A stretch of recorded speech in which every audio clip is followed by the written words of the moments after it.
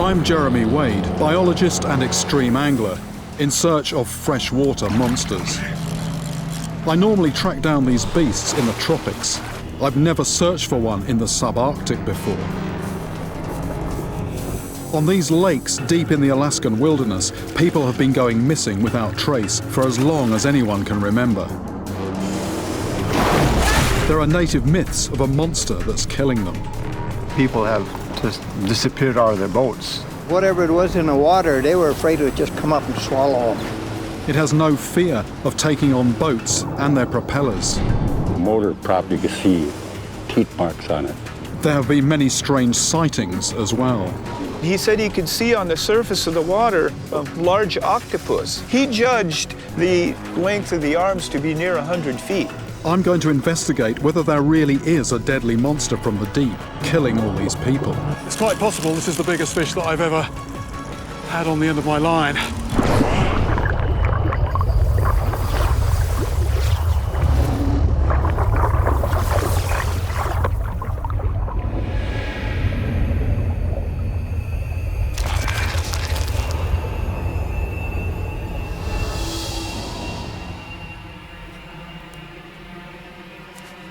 One of my obsessions is tracking down freshwater monsters throughout the world's rivers.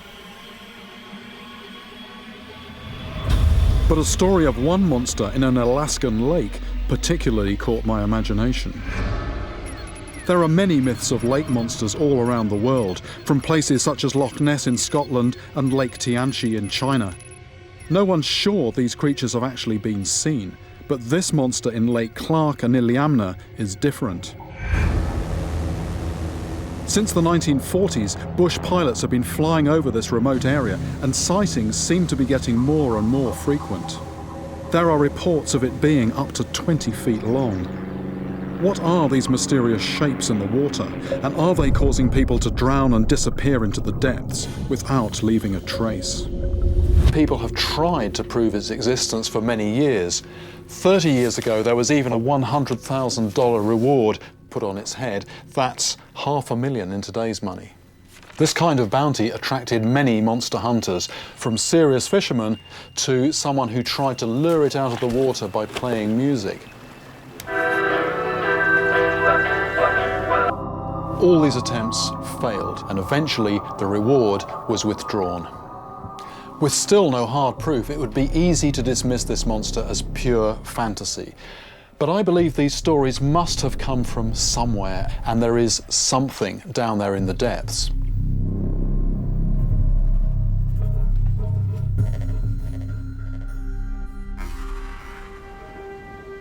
This is my first trip to Alaska, and my journey starts by going deep into its wilderness.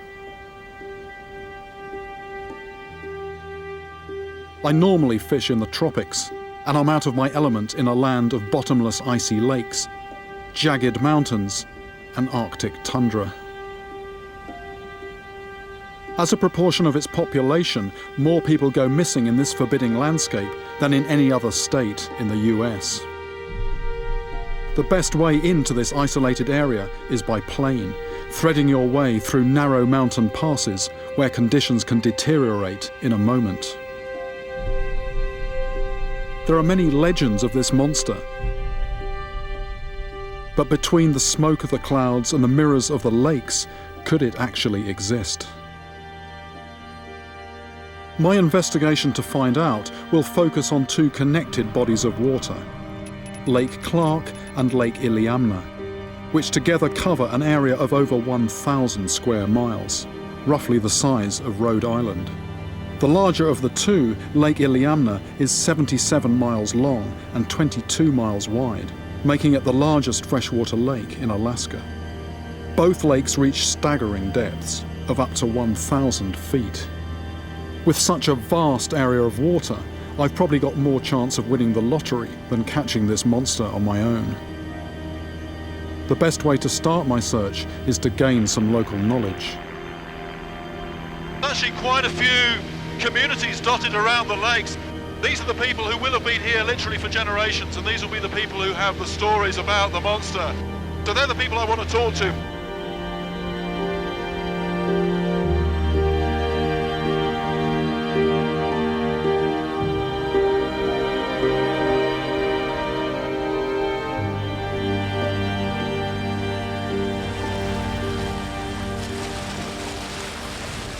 People have lived on this land for more than 7,000 years, and for centuries they've fished these lakes, wearing lightweight, waterproof parkas made from seal gut. These isolated communities have a strong ancestral tradition of myths and legends, including the lake monster. I'm meeting up with the Hill family, who are Athabaskan native Alaskans. They have a fishing camp on the northern shore of Lake Iliamna. If you look at the shape of Iliamna Lake on the map, it has the shape of a fish.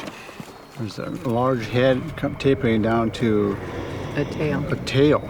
And the legend is that's how this lake was formed. There's this huge fish that trapped by the mountains, and when the fish is dying or laying on the side, it flops like that and kind of makes a hole. Some people say even the name Iliamna means a great black fish. Could this be biting holes in people's boats? People just wouldn't paint their boats a certain color, and you didn't want to paint the bottom of the boat red. I guess there's some connection between painting the bottom of your boat red and the boat disappearing. The red could have attracted the predatory monster, thinking it was blood from some injured prey.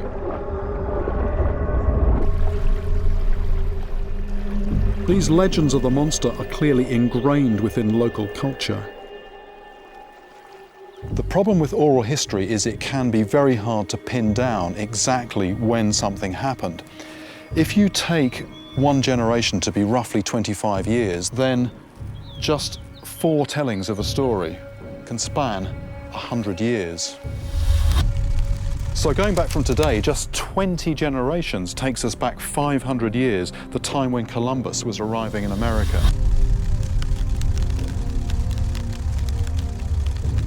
And look at this, you only need to go back just 40 generations to take you back 1,000 years. That's the time when William the Conqueror was invading Britain. But the problem with stories that are passed on from one generation to the next is they're not like newspapers, they don't have a date stamp. So something that you hear, it could have happened 1,000 years ago, or maybe it happened just last week. Is there really still something down there, or are they talking about an animal that died a long, long time ago? But I need to find stories of the monster that are still within living memory, and I found one on Lake Clark. Pilot and town mayor Glenn Olsworth Sr. recalls what happened to an aircraft mechanic in the late 1940s. The gentleman working for us was trying to catch these large lake trout, but he kept having them break the line. And so being an aircraft mechanic, he got some aircraft cable, which is very, very strong. So on his normal sort of lake trout tackle, he was just getting broken off several times. So that's when he put the cable down there. He kept getting broken off. The mechanic then fashioned his own hook and fixed it to the end of the cable. This was then tied to a washed-up tree stump. He knew that he had a line there that fish would not break, and so he decided whatever kind of monster was busting off his line, that wasn't going to happen to him again.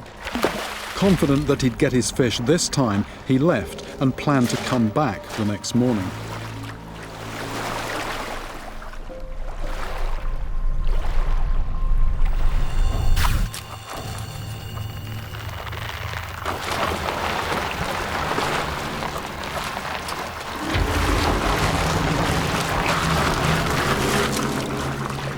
A neighbor that lived by the river observed that stump passing by against the wind in the lake was very rough.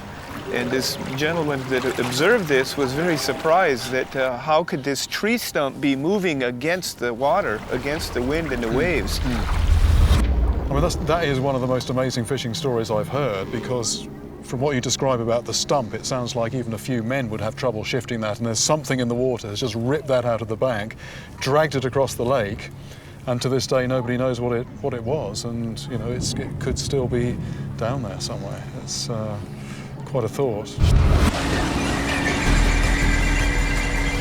Glenn has told me the exact spot where the stump, weighing nearly 200 pounds, was ripped from the shore and dragged into the water. I'm going to see what I can catch at this location.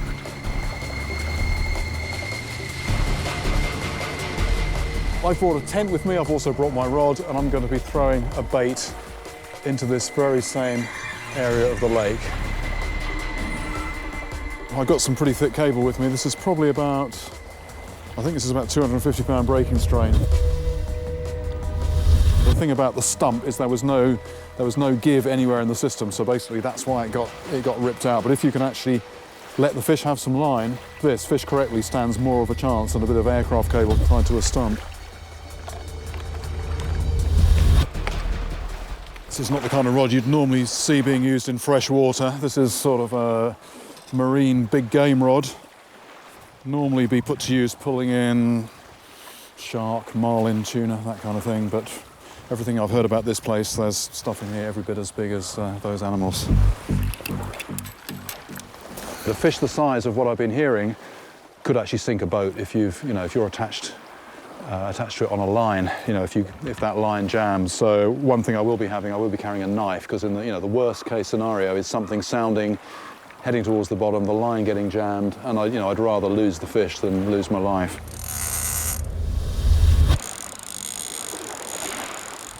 There's a steep drop-off that's further than I can cast the heavy line, so I'm using a kayak to get my bait to a spot where a giant might hide.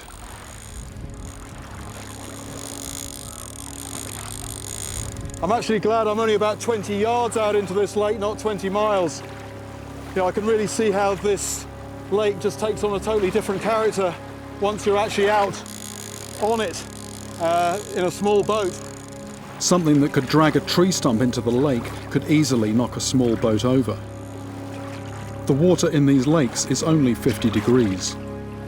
If I was tossed into the water here, my body would seize up and I'd drown.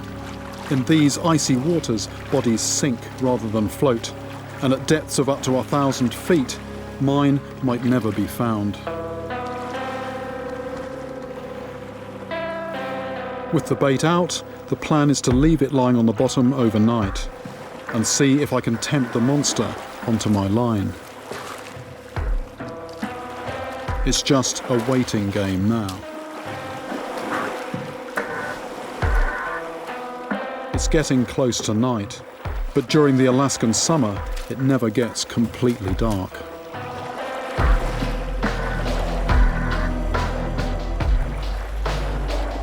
It's actually very strange being up in the Alaskan night, because it's well after midnight now and I can see the far bank, see the horizon there, I can see the mist over the mountains.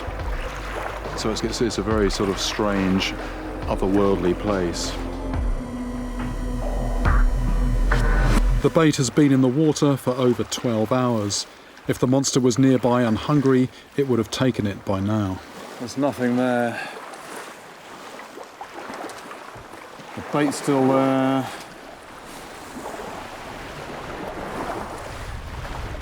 When the weather comes in, the lakes are covered in an eerie fog. I heard this story about something coming again and again for fish in the water, and I went there and offered a prime piece of fish and just nothing doing at all. The stories I've heard from the Alaskan natives shroud these lakes in myths and legends, such as if you see the monster, a tragedy will soon befall your family. In conditions like these, the brain becomes very suggestible, and it's easy for your mind to play tricks on you. I actually thought I saw something back there, and I did a real double take, but I think it was just the dark, long face of a wave, and I can really imagine how, if you're out here any amount of time, you're going to see things possibly even if there's nothing there. This place has a special atmosphere, but I'm a rationalist. I've got to stay detached and not let my imagination get in the way.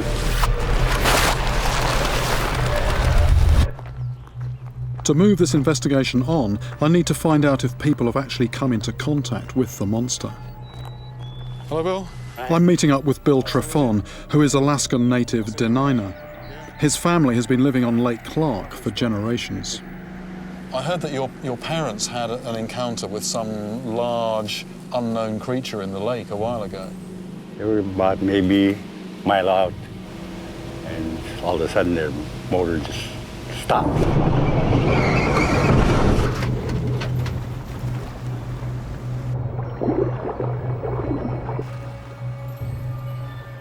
My dad was going to start working on it, and my mother saw where behind him a big tail came up and went down. The motor prop, you could see teeth marks on it. What did they think it was? I think it was a pike. And there are pike in the lake? There are big pike in the Yeah, lake? there's pikes in the lake.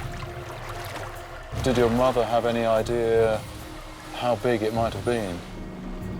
Judging from the tail, she thought maybe 12 feet long. 12 feet.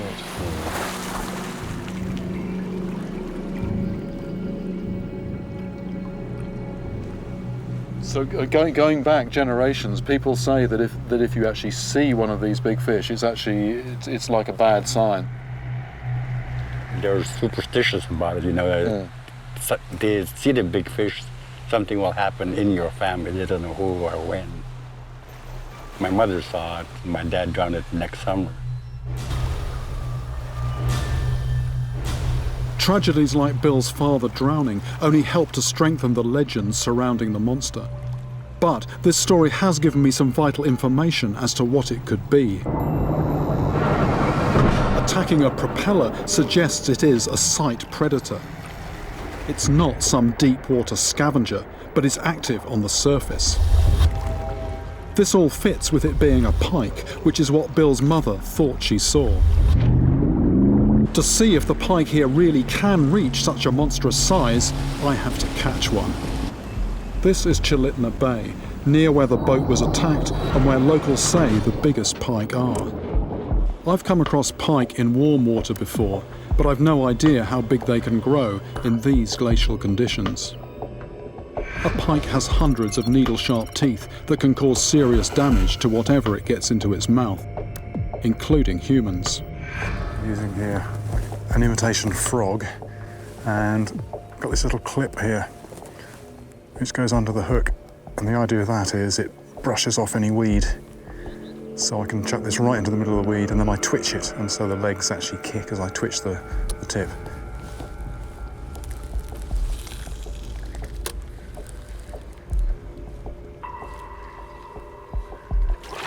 Ah!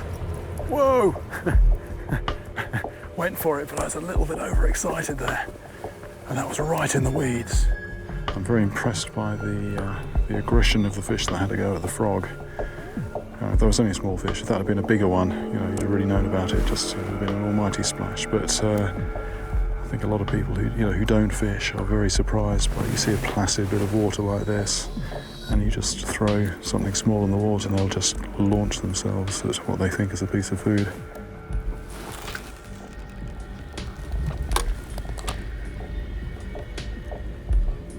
Oh, no.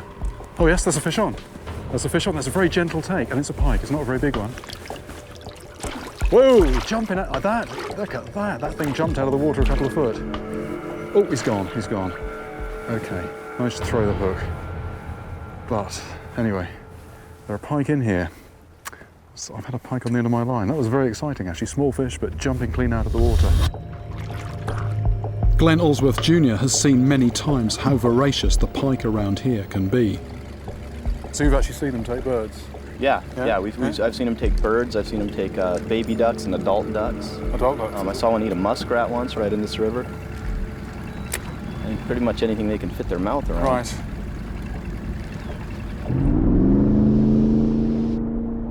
It's not even tempting to get your hand down in there when you're releasing one. 2 weeks ago I had releasing one by the tail, and it turned around and did a 180, a small 30-inch pike, and it took a bite out of my hand as I was releasing it.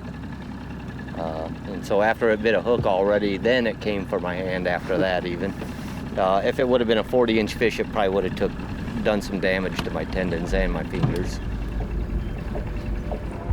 If a 4 or 5 foot pike can eat waterfowl and mammals, it seems logical that a 12-footer could be a man-eater. So what I've got here, I've got a lure that's sending out very, very strong signals. It's a very bright flash and a very strong vibrating throb. And I guess actually that was probably what was happening when that fish went for that propeller as well.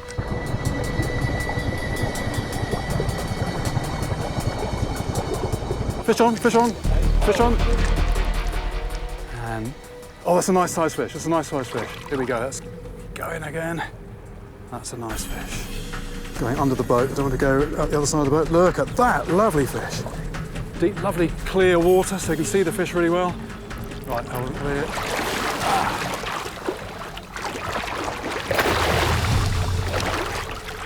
A lovely Alaskan pike.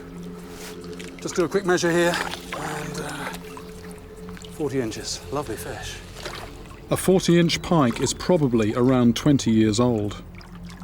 The thing about the pike, if there's ever a fish where, you know, the way it looks tells you about the way it lives, I mean, that is the pike. I mean, it's, you know, head full of teeth at one end, not just on the jaws, but on the tongue, on the gill rake as well. And they have eyes that make them a deadly sight predator. You can really see here these sighting grooves sort of converging on the prey here. So a bit like sighting grooves on a rifle, and they can just judge the distance to the prey. And they're so wonderfully camouflaged here, just blending into weed. Very long, streamlined shape. And then you've got the dorsal fin right at the back of the body, so you've got a big propulsion unit. As soon as that prey comes within range, it lunges, and once it's in those teeth, there's just no getting away. So just a perfect predator, this fish. There she goes.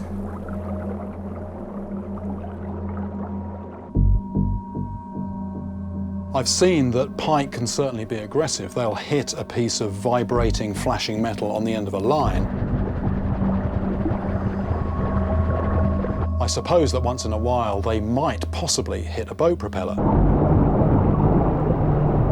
But the thing that's bothering me is that Biltrafon's mother talked about seeing something that was 12 foot long, and pike just don't get that big. They'd be really pushed to reach even half that length, and at that size they're not going to be knocking anybody out of a boat, and they're not going to be posing a threat to anybody in the water.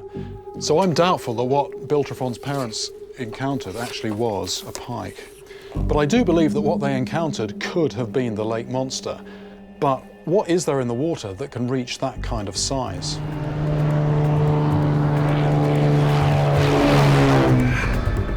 Something monstrous could have come in from the sea and into Lake Iliamna. Connecting the two is the Kwijak River, which is 50 miles long. Just seen some dark specks on a tiny little island down there, hauled out on some gravel. And those are freshwater seals. Now this is one of very, very few places in the world where you have seals in fresh water. And it does bring home the fact that although we call this expanse of water a lake, it's just so huge. And if the seals have managed to get in here from the ocean, it does make you wonder what else might have got in as well. Salmon sharks, a close relative of the great white, have been seen in the area, but they can't live in fresh water, so that has to rule them out. But there is one animal around Alaska's shores that's big enough to be the monster and can survive in fresh water. Beluga whales are big enough to be the monster and can live in both salt and fresh water. Could they have swum up the Kwijak River into Lake Iliamna? The shallowest part of the river is the Braids, a labyrinthine area of channels, and they'd have to swim through here to get into the lake. My pilot, Glenn Olsworth Jr., knows the area well. This looks like about, what, 5 or 6 miles like this, something like that? Yeah, there's about 5 miles where it's braided this way. And on the deeper channels, of course, you can see the darker blue water where the deeper channels are, and then the lighter brown where there's more silt deposit. This water down here, I mean, there looks to be some pretty good channels through. I think, you know, you certainly got 8 or 9 foot in places. I mean, it might come up to 2 or 3 here and there, but apparently people navigate these waterways with prop boats, you know, without chewing up their propellers. So it definitely looks as if there's enough water for belugas to get up into the lake.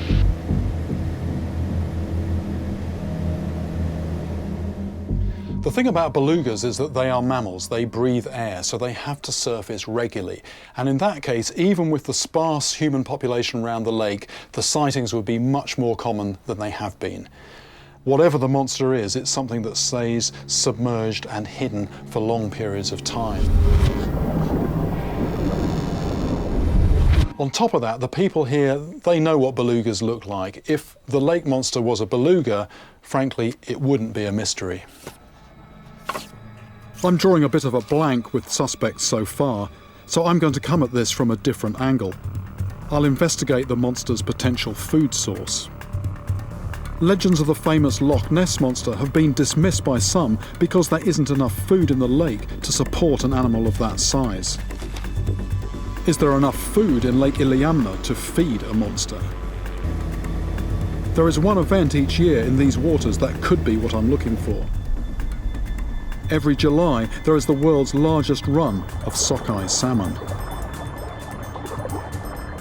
I'm normally busy catching river monsters in the warmest parts of the world, and fishing for salmon is totally new to me. The temperatures have affected things a little bit, so the run the timing is a little bit off from normal years, but it should be a good place to have the salmon start packing in. With all this water and the unpredictable nature of the salmon run, it can actually be quite hard to find the salmon, but one very good way to find them is to look for bears, because that's the only reason they're by the water, to feed on the salmon. And actually we've just spotted our first bear, so we're going to come in and have a closer look here. This is bear country, and they depend on the salmon run for food, so I'll be in direct competition with them for the best fishing spots. We're only about 65 miles from where self-styled grizzly expert Timothy Treadwell and his girlfriend were eaten alive by a hungry grizzly. So is this the place where you saw the bear from the plane? It is, yes. You can see there's a very regular bear trail where they're coming and going from the river. If a bear comes close to us, we'll stand side by side and we'll try to look big just like they do. And then typically they'll just move around you and then move off. If a bear's trying to fish in an area, though, the last thing we want to do is for that bear to think that we want the fishing hole and we expect for it to move. So if they want it, we'll let them have it. Okay. Carrying a gun at all times is common practice in the Alaskan wilderness, and in case a bear does attack, my pilot Glenn Osworth Jr. is carrying a .50 caliber handgun. The bears may have already found a good fishing spot. Just literally, I don't know, sort of 15 feet from where I'm standing, there's been a steady procession of fish through, working their way upstream. And there's also some big dark groups holding as well further down, so I'm quite looking forward to getting a line in the water. There are no bears in sight, so it seems safe to try and catch my first salmon. When sockeye salmon come out of the sea and enter fresh water, the males undergo a monstrous transformation.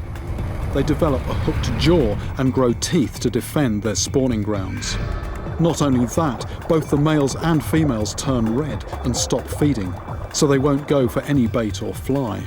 What you're doing is you're casting out, you've got a lump of lead here, and you flick it 45 degrees upstream. It comes down, and the fish are all facing upstream. And the idea is that they've got their mouths open, it just gets in their mouth, that panics them, they run, and as they run, hey, that ends up in the mouth. So it feels like a strike, but and that will be in the mouth, probably like that, but then they're not actually going for it. That's the theory. I'm going to see if I can put that into practice. Time to try and get my first salmon. Well, there you go, you got it. Ah, he's off. Actually hooked one. That was a bit of a surprise. The line just was ticking down, and they haven't really spooked off too far. Just ticking down, it just stopped, and I think I was a bit too surprised. I just pulled. I should have sort of actually tried to set the hook a bit more on that one. With this many salmon around, it's not long before the bears start returning to their fishing spot. Here's a bear just coming out of the brush on the far side. Whereabouts is it, Glenn? He's just looking out of the brush, watching for salmon. Oh, yeah. And that, I mean, that's a very definite fisherman's posture, isn't it? Even though it's sure. Yeah, you can tell he's ready to pounce down in the water. Within minutes, 3 large grizzlies have surrounded us. Our day on the river has suddenly become dangerous. Oh, this is absolutely typical. You find a good spot, somebody else comes in, tries to LB you out, but I think in this case I'm going to make a graceful retreat. You may turn back towards us too, because there's fish between us and the bear. And definitely a good time to keep talking, keep making noise. That way, if he has his nose down under the water, he can still hear us and doesn't end up, popping out of the water right close to us and having to make a decision about how it's going to react. With the bears this close, I can pick up some fishing tips. I think it needs a bit of practice. It's almost on a level with my early fly fishing attempts, I think. Yeah, they wait till there's a bunch of fish congregated right underneath them, and then just jump right on top of them that way. Because I guess, a bit like a human fisherman, if there's lots of fish there, even if you're a bit inept, you're still going to get something. Yeah. Once they've moved off a bit, I can carry on trying to catch my first salmon. But these grizzlies are putting me to shame. Ah! Ah!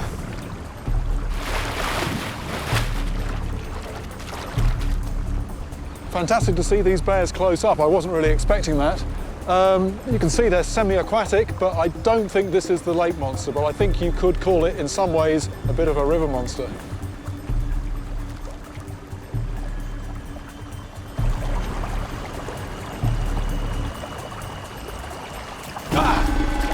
Here we go. Believe it or not, this is the first salmon I've ever had on the end of my line. This is a fish that can swim hundreds of miles up these fast-flowing rivers to get to its spawning grounds, so it can put up a strong fight. Right, fish has done me a favour, it actually has turned off the main flow. I'm so engrossed with catching a salmon, at first I don't notice our interested onlooker. Out of the water, out of the water. Right, it's coming. Okay. Right, I think we're going to want to break the fish off. I think it... Oh! No. Hey, you see one of the fish? This bear is clearly not afraid of us, and that's a problem. Should we just break it off? No. We're going to break the... No, we're just going to break the fish off. This is a young grizzly, but although not fully grown, it could still attack and kill any one of us. You can have the fish. Luckily, it's more interested in the salmon than us. It took my fish, and a minute later, it's back for more. This time, we need to fire a warning shot.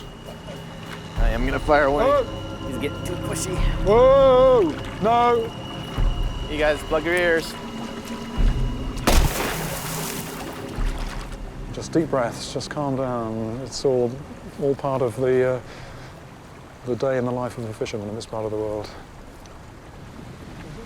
Even after a warning shot, the bear won't leave, so it's best that my film crew and I get out. Be careful, there is that one deeper hole. I didn't quite succeed in landing my first salmon, but it's clear that they are a vital food source to the whole area. With millions of salmon coming in every year and fish like pike in these waters year-round, I'm convinced that there is enough food to sustain the monster I've been hearing about. Back on the trail of the monster, my investigation has taken a leap forward. This could be the breakthrough I've needed. I'm meeting up with Robin Levine, who saw the monster last year while coming into land on Lake Iliamna. Hello, lovely place to work. Robin's an anthropologist who works on these lakes studying subsistence fishing by the Alaska native people. And it was around here you saw the monster as well, I gather? Yes, the Iliamna Lake monster. She's trained to observe things accurately, so has a clear description of what she saw. Robin is going to show me exactly where she saw the monster from the air.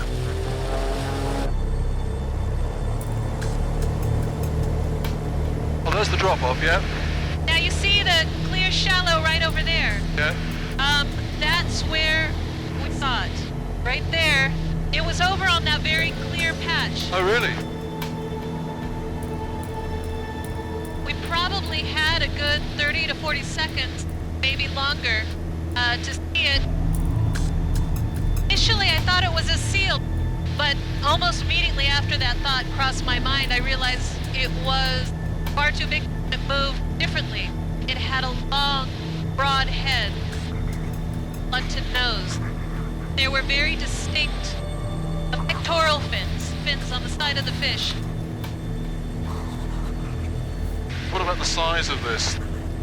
As we were pulling into the bay where we were landing, and my friend was coming to pick us up in his boat, I estimated that what we saw was about the same size as his boat, and that's 15 to 18 feet long. 18 feet is the same size as 3 of me, end to end, and much bigger than what Biltrafon's mother saw attacking her boat.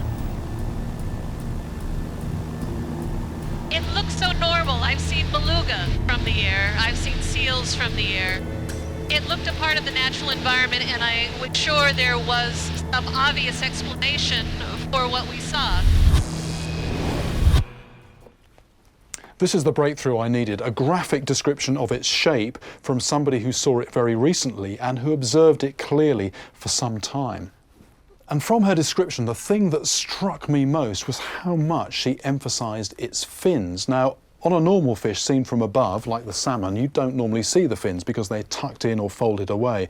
But there are certain fish where particularly the pectoral fins behind the head really stick out, a bit like wings almost. This is a crucial bit of the description, and I now really do think I have my prime suspect. I've now got a strong suspicion that the monster I've been looking for is a white sturgeon. It's a living dinosaur that has changed very little over 65 million years. Their range is all along the west coast of North America, from mid-California all the way up to Alaska. They can survive in both salt and fresh water, and I've also seen how the river that connects Lake Iliamna to the sea is easily deep enough for them to swim up. Even though they're bottom feeders, they have an interesting behaviour. They can jump out of the water. In recent years, a close relative of theirs, the Gulf sturgeon, has been seriously injuring people in Florida. Could jumping white sturgeon in Lake Iliamna and Lake Clark be the basis of the myths of fishermen going missing? Could they be causing people to disappear, knocking them out of their boats and into the freezing water?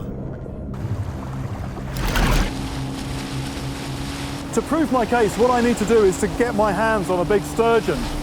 However, what we're talking about here is an absolutely immense body of water where nobody has ever caught one, and where the sightings are, they're less than once a year. So to get one on the end of a line, if I had 40, 50 years, I might be in with half a chance, but realistically, it's just not going to happen here.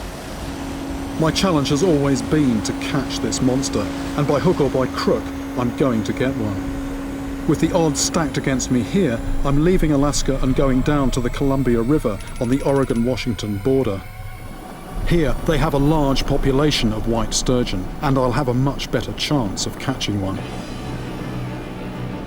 This will be another first for me. I've never caught a white sturgeon before, and I hear they can put up an incredible fight. This line, although it's very fine, is actually, it actually has a breaking strain of 100 pounds. It's braided line. The thing about this is, though, it's nice and supple. So, that's not going to sort of drag a lot in the water, but another thing about it is it's got no stretch, virtually no stretch compared to nylon monofilament normal fishing line. And what that means is if I hook a big fish with this, I haven't got that elasticity of the line. I'm going to feel everything very, very directly up here. So, it's going to be quite a physical struggle with the fish on this gear. So, just one final detail, what we're using here is a barbless hook. There's no barb on there, and that's very much about just sort of looking after the fish. You just go quick. We're on the backing. We're on the backing. I'm going to drop this bait into about 80 feet of water. So there we go, it's fully rigged.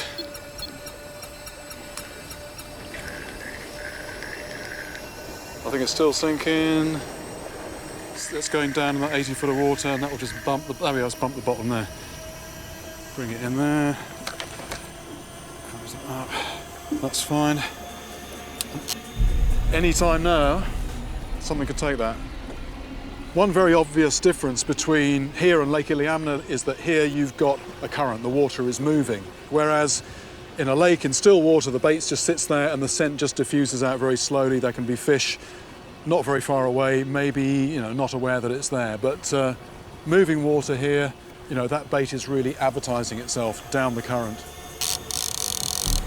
Oh, there's a bit of a knock again there. Bit of a knock. There's something definitely interesting there.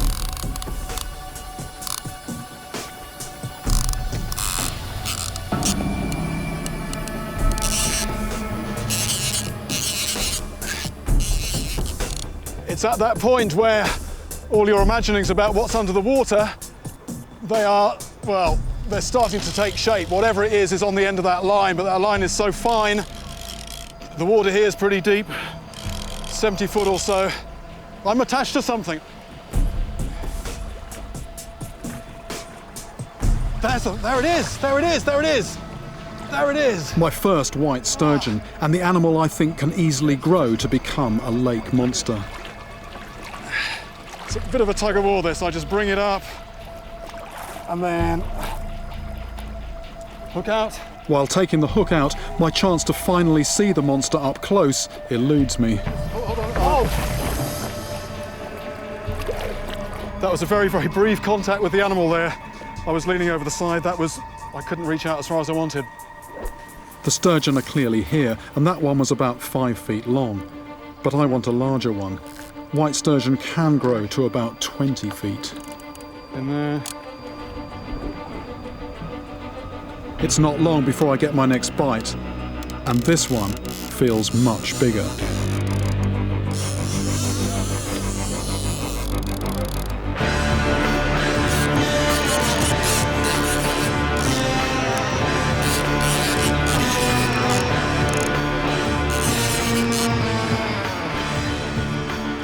This fish could be bigger than I am. When the fish wants to go, I'm letting it go, but I'm letting it go under pressure. It's having to work for the line it takes away.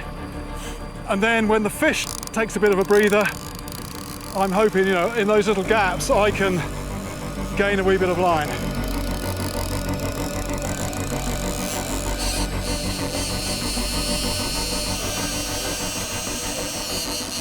I think we might be an idea to cast off.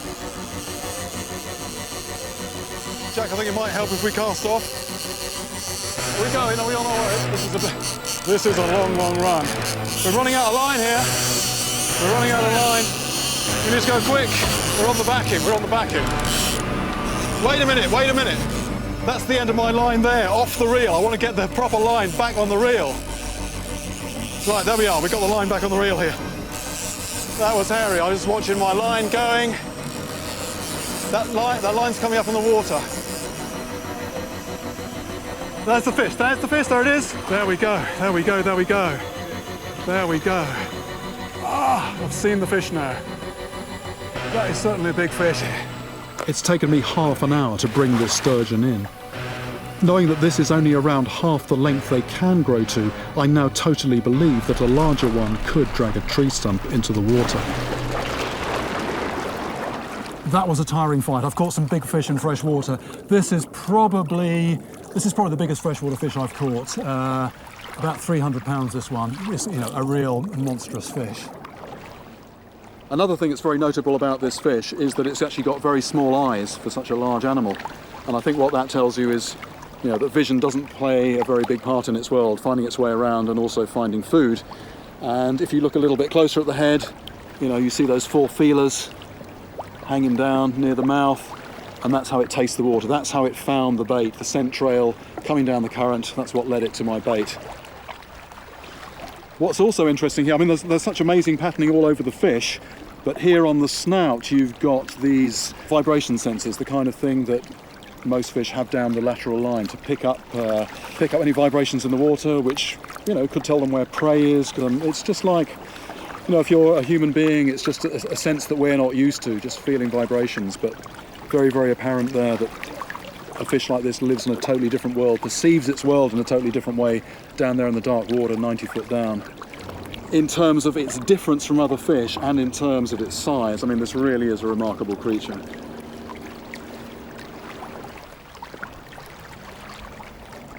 That's actually 105 or even 106 inches.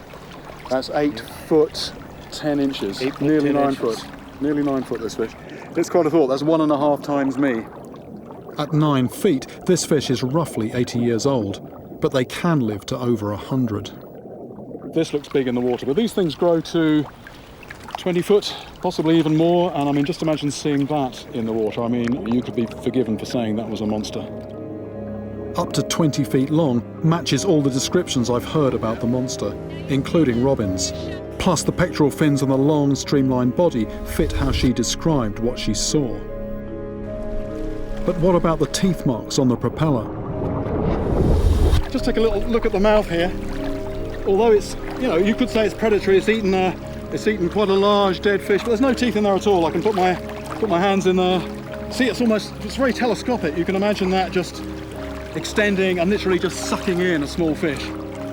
Having only gums means it couldn't have been teeth marks on the propeller, but I think I know what caused them.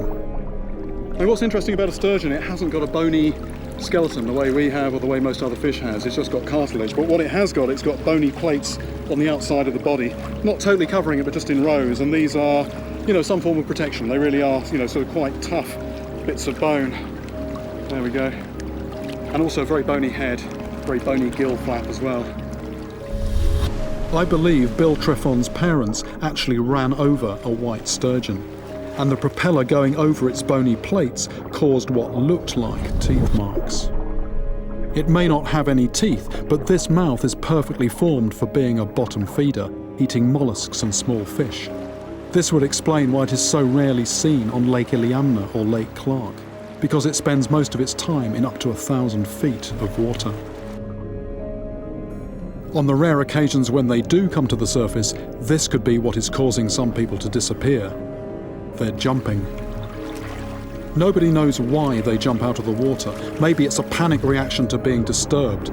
But when they do, an airborne giant could easily knock somebody out of their boat and into the icy depths.